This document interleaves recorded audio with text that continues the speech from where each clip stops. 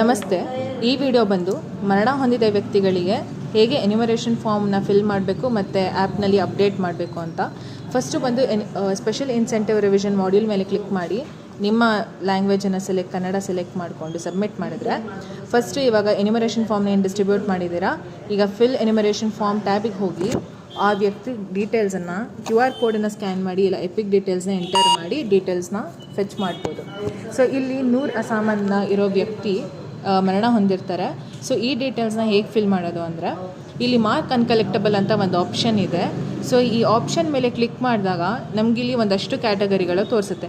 Already enrol ಆಗಿದ್ದಾರಾ, ಡೆತ್ತಾ, permanently shift ಆಗಿದ್ದಾರಾ, ಅಥವಾ ಅವ್ರನ್ನ trace ಮಾಡೋಕ್ಕಾಗ್ತಾ ಇಲ್ವಾ, ಆ್ಯಬ್ಸೆಂಟಾ, ಇಲ್ಲ ರೆಫ್ಯೂಸ್ ಮಾಡ್ತಾ ಇದ್ದಾರೆ, EFನ ಕೊಡ್ತಾ ಇಲ್ವಾ. ಸೊ ಈ ಥರ ಒಂದಷ್ಟು ಕ್ಯಾಟಗರಿ ಇದೆ. ಸೊ ಈ ಕ್ಯಾಂಡಿಡೇಟ್ ನೂರ್ ಅಸಾಮ್ ಬಂದು ಮರಣ ಹೊಂದಿರ್ತಾರೆ. ಸೊ ನಾನು ಇವಾಗ ಡೆತ್ ಅನ್ನೋ ಕ್ಯಾಟಗರಿ ಮೇಲೆ ಕ್ಲಿಕ್ ಮಾಡಿ ಇಲ್ಲಿ ರೀಸನನ್ನು ಎಂಟರ್ ಮಾಡಬೇಕು. ಈ ವ್ಯಕ್ತಿ ಮರಣ ಹೊಂದಿದ್ದಾರೆ ಅಂತ ಹೇಳಿ ಇಲ್ಲಿ ಅವ್ರದ್ದು ಎನ್ಯುಮರೇಷನ್ ಫಾರ್ಮ್ ಏನಿದೆ ಅದು ಖಾಲಿನೇ ಇರುತ್ತೆ. ಸೊ ಖಾಲಿ ಎನ್ಯುಮರೇಷನ್ ಫಾರ್ಮನ್ನೇ ಫಿಲ್ ಮಾಡಿ ಅಪ್ಲೋಡ್ ಮಾಡಿ ಸಪೋರ್ಟಿಂಗ್ ಡಾಕ್ಯುಮೆಂಟ್ಸನ್ನು ಕೊಡಬೇಕು. ಸಪೋರ್ಟಿಂಗ್ ಡಾಕ್ಯುಮೆಂಟ್ಸ್ ಬಂದು ಆ ವ್ಯಕ್ತಿಯ ಡೆತ್ ಸರ್ಟಿಫಿಕೇಟ್ ಆಗಿರ್ಬೋದು, ಆಲ್ಮೋಸ್ಟ್ ಡೆತ್ ಸರ್ಟಿಫಿಕೇಟನ್ನು ಸಬ್ಮಿಟ್ ಮಾಡೋಕ್ಕೆ ಟ್ರೈ ಮಾಡಿ.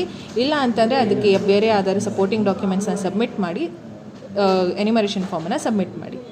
Thank you. ಸಾಕು ಇಲ್ಲ CMC ಅವರು ಇದೆಲ್ಲ ಮಾಡಿಕೊಡ್ಬೇಕು ಮೇಡಮ್. ಹತ್ರ ಬಂದು ಡೆತ್ ಸರ್ಟಿಫಿಕೇಟ್ ಕೊಟ್ಟರೆ ಉತ್ತಮ.